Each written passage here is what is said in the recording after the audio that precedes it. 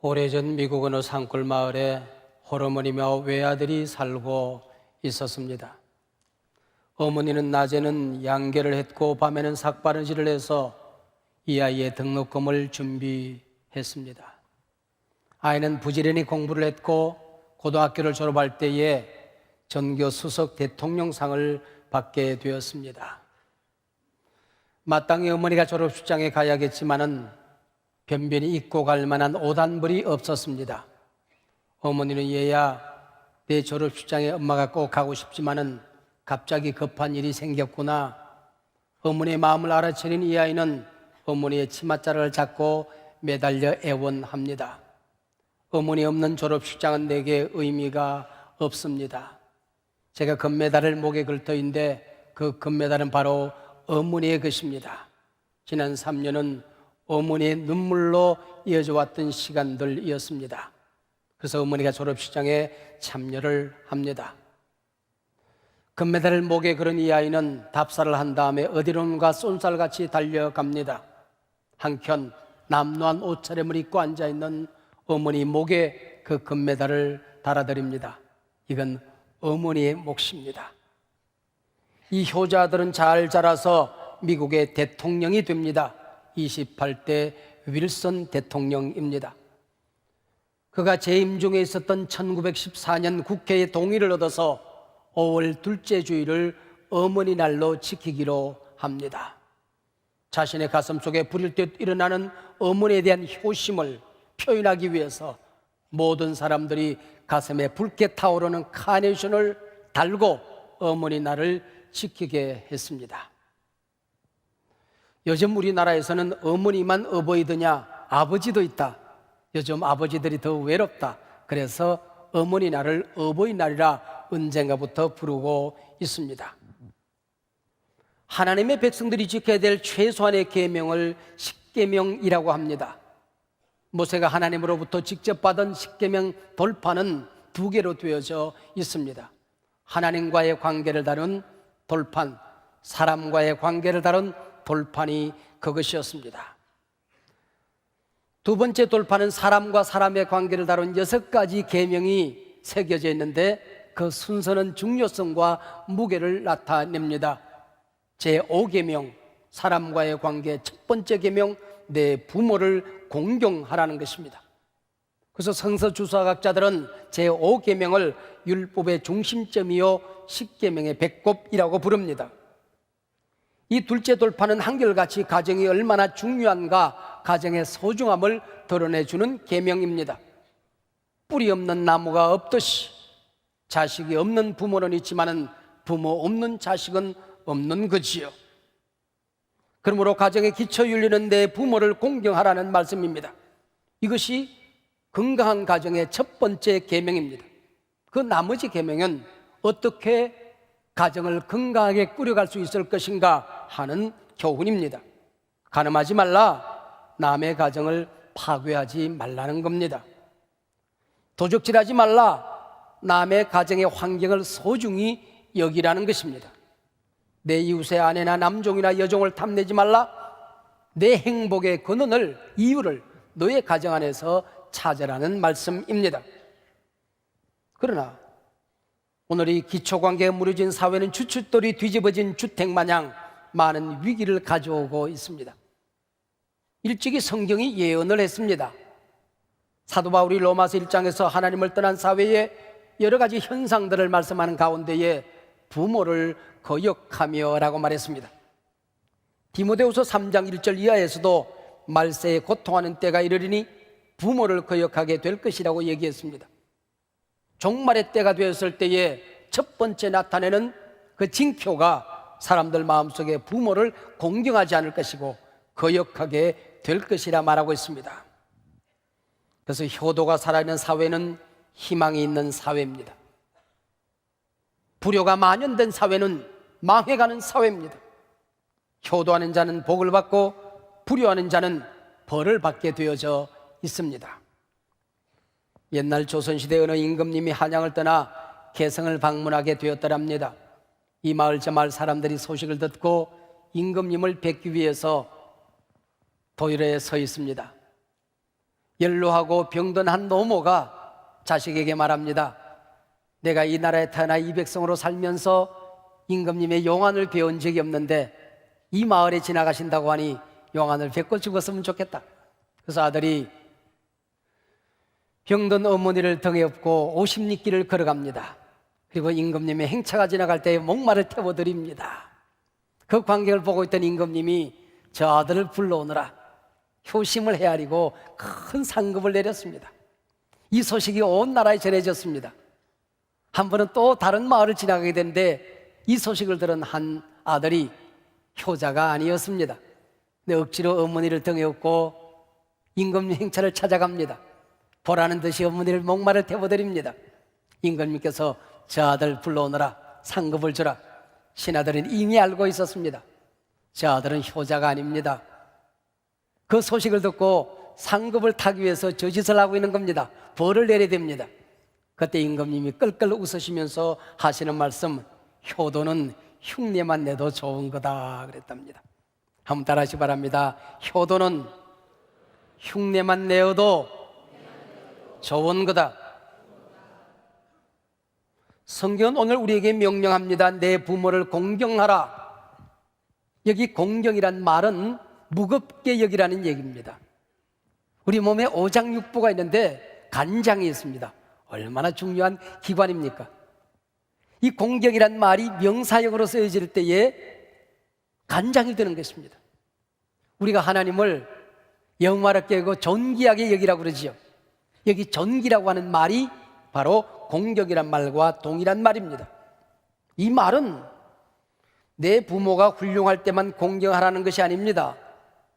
존경할 만한 품위가 있을 때에만 존경하라는 것이 아닙니다.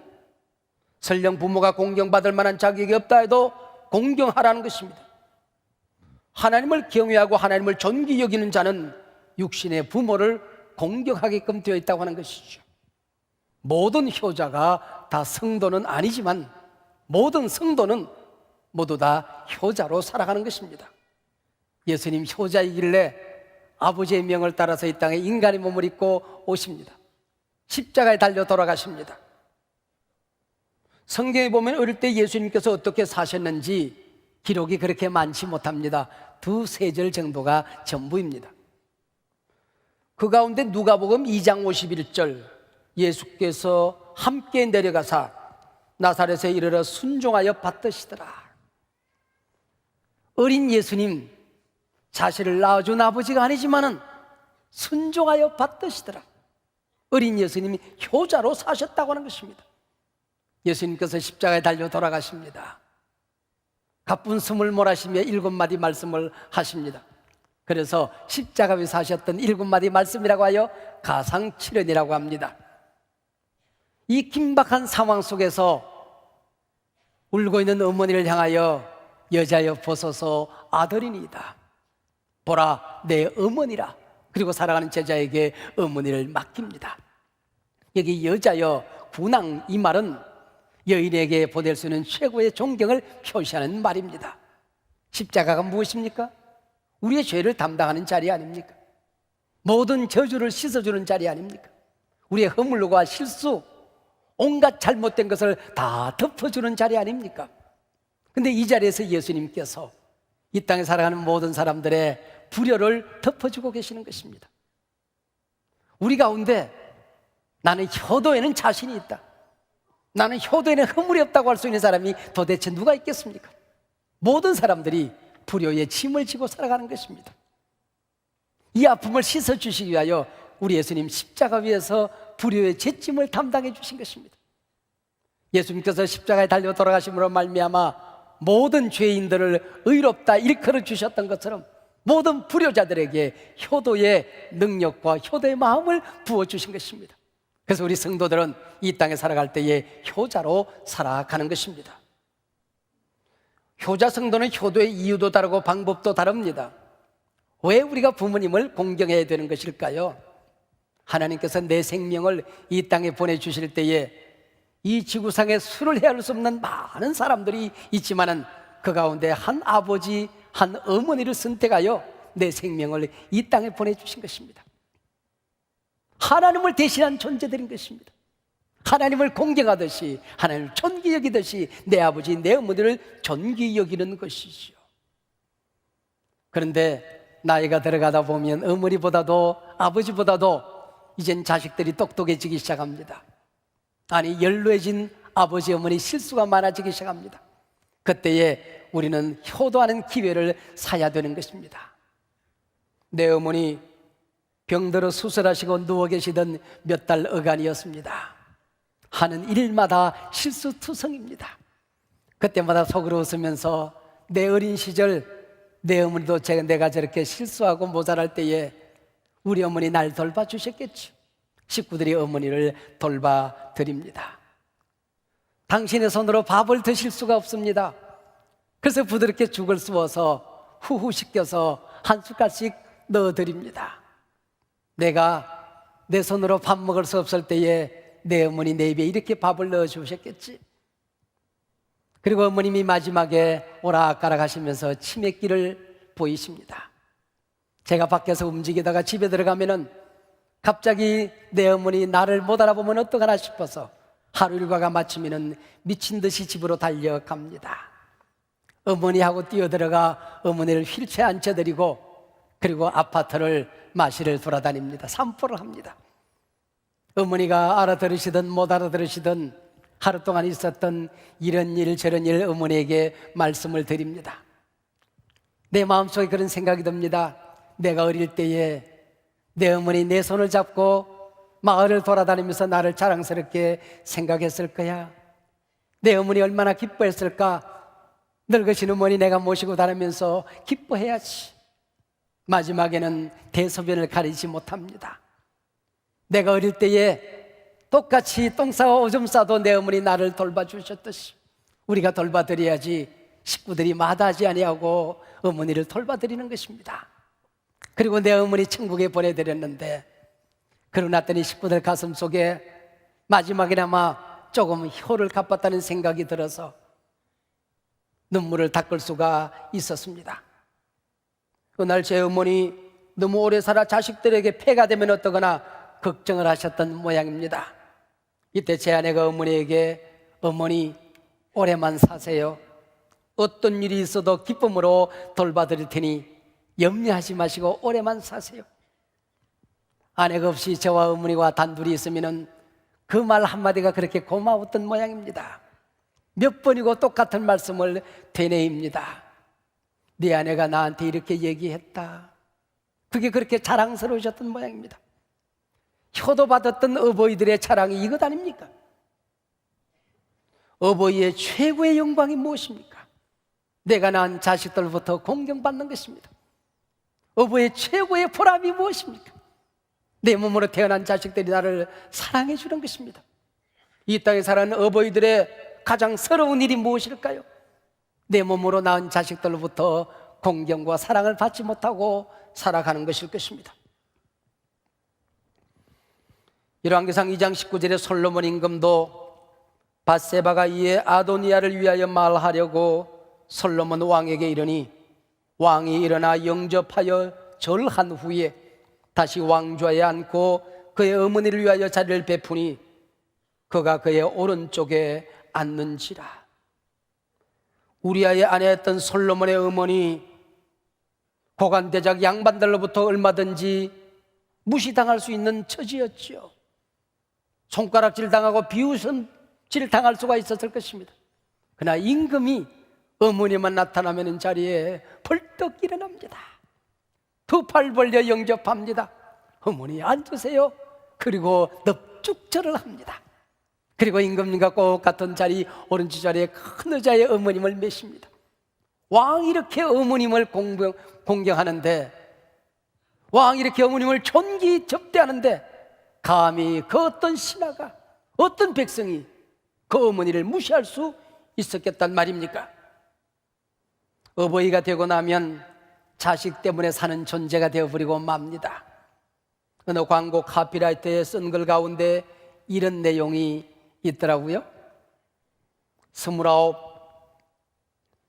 14시간을 기다려서야 자식의 울음소리를 들을 수 있었습니다. 당신은 신을 믿지 않았지만 당신도 모르게 기도를 올렸습니다. 37, 자식이 초등학교에 들어가 우등상을 탔습니다. 당신은 액자를 만들어 가장 잘 보이는 곳에 걸어두었습니다. 아직도 당신의 방에는 누렇게 바른 액자가 걸려 있습니다. 43, 일요일 아침 모처럼 자식과 뒷산 약수터로 올라갔습니다. 이웃 사람들은 자식이 아버지를 닮았다며 인사를 건넸습니다. 당신은 괜히 기분이 좋았습니다. 48, 자식이 대학 시험을 보러 갔습니다. 당신은 평소와 다름없이 출근했지만 하루 종일 일이 손에 잡히질 않습니다. 53, 자식이 첫 월급을 타서 네일을 사왔습니다. 당신은 쓸데없이 돈을 쓴다고 나무랐지만 밤이 늦도록 그 네일을 입어보고 또 입어봤습니다. 61, 딸이 시집을 가는 날이었습니다. 딸은 도둑 같은 사위 얼굴을 쳐다보고 한박 웃음을 피웠습니다. 당신은 나이 들고서 처음으로 눈시울이 붉어졌습니다. 65, 자식 내외가 바쁘다며 명절에 고향에 못 내려온다고 했습니다. 당신은 동네 사람들에게 아들이 바빠서 아침 일찍 올라갔다며 당신 평생 처음으로 거짓말을 했습니다. 오직 하나 자식 잘 되기만을 바라며 살아온 한평생, 하지만 이제는 희끗희끗한 머리로 남으신 당신, 우리는 당신을 아버지라 부릅니다. 이 카피라이트를 보고 많은 사람들이 눈시울이 붉어졌더랍니다. 오늘 우리가 살고 있는 이 시대의 아버지상을 잘 그려내고 있습니다. 이제 이토록 귀한 내 아버지, 내 어머니 이 땅에 사시면 얼마나 더 사실까요? 효자 성도는 부모님 살아계실 때 효도의 기회를 잃지 않습니다. 10가지 계명이 있습니다. 그 가운데 9가지 계명은 평생 나를 따라다닙니다. 그런데 제5계명, 내 부모를 공경하라는 이 계명은 어느 날 훌쩍 내 곁을 떠나버리고 사라집니다. 9가지 계명은 내가 잘못을 했다고 할지라도 다시 감당할 수 있습니다. 돌이킬 수 있습니다. 새롭게 감당할 수 있습니다.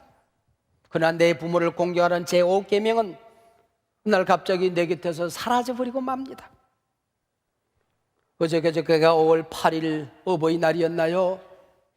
늘 어머니 누워 계시든 앉아 계시든 성경책 읽으시든 내 어머니 방 문을 열었습니다.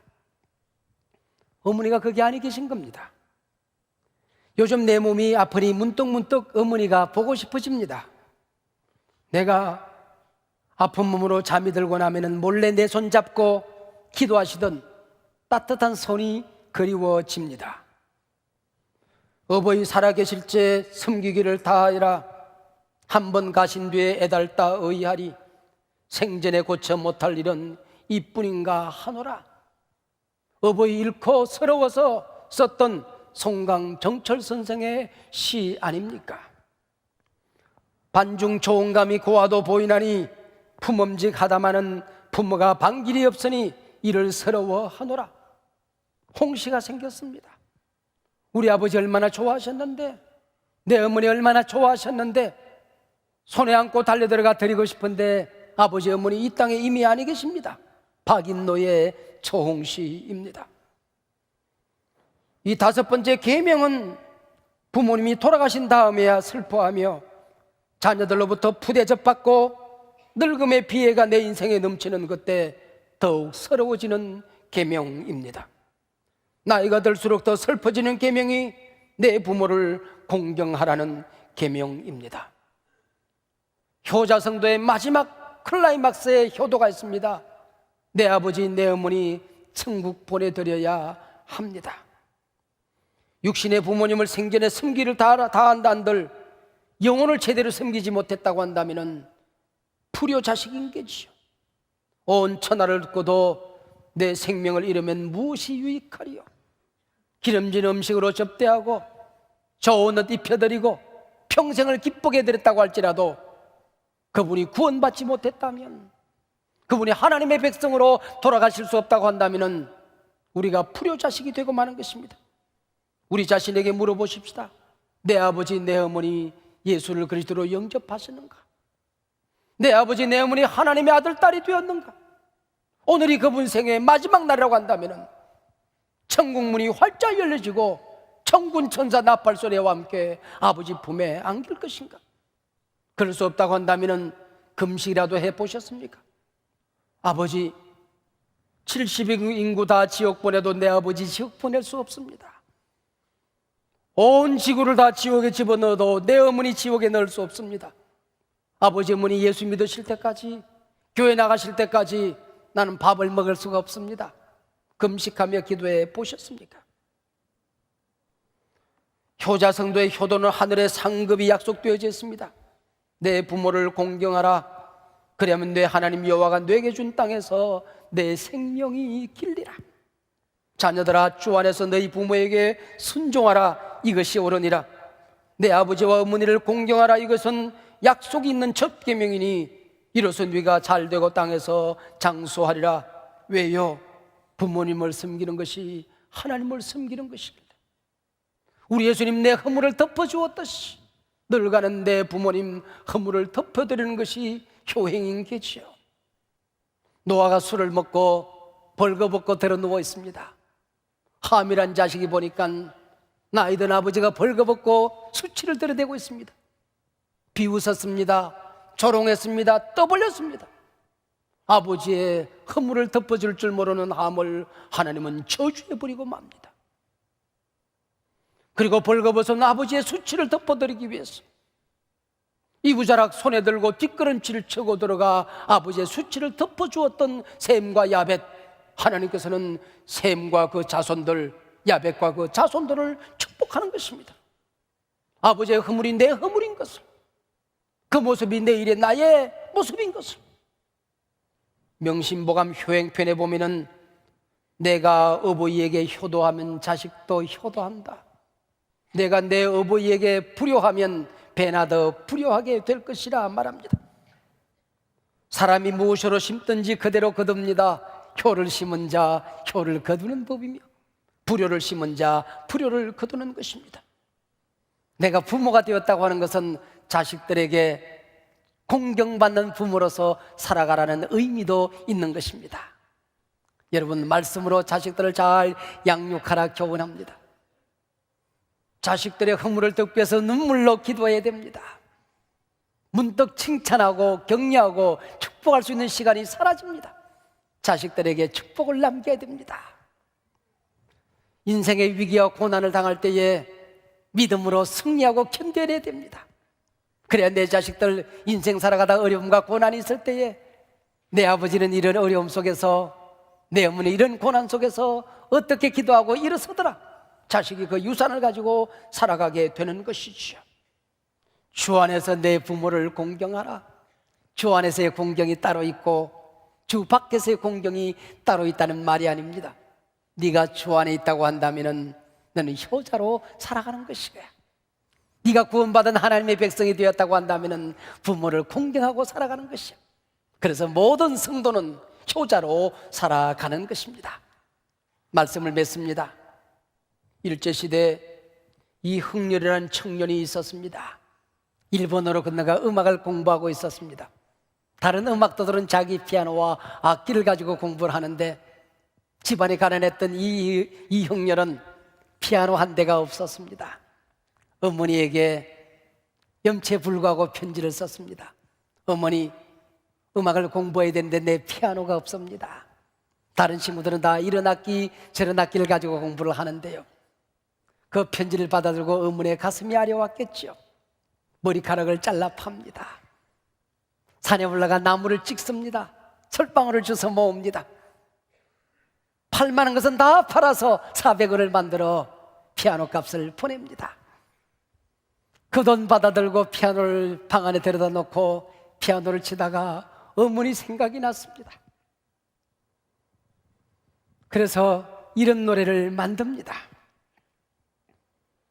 나실제 괴로움 다 잊으시고 기르실제 밤낮으로 애쓰는 마음, 진자리 마른 자리 갈아 누시며 손발이 다 닳도록 고생하시네. 하늘 아래 그 무엇이 넓다 하리요. 어머니의 희생은 가히 없어라. 어려서 안고 업고 길러주시며 자라선 문 기대어 기다리는 마음, 알을 쌓아 그릇 될싸 자식 생각에 거우시던 이마 위에 주름이 가득 땅 위에 그 무엇이 높다 하리요. 어버이의 정성은 지극하여라. 사람의 마음속엔 온 가지 소원, 어머니의 마음속엔 오직 한 가지, 아낌없이 일생을 자식 위하여 살과 뼈를 깎아서 바치는 마음. 인간의 그 무엇이 거룩하리요. 어버이의 사랑은 크지 없어라. 나 실제 괴로움 다 잊으시고 길으실제 밤낮으로 애쓰는 마음. 진자리 마른 자리 가라앉으시며 손발이 다닳도록 고생하시네. 하늘 아래 그 무엇이 넓다 하리요. 어머니의 희생은 가히 없어라. 기도하십시다.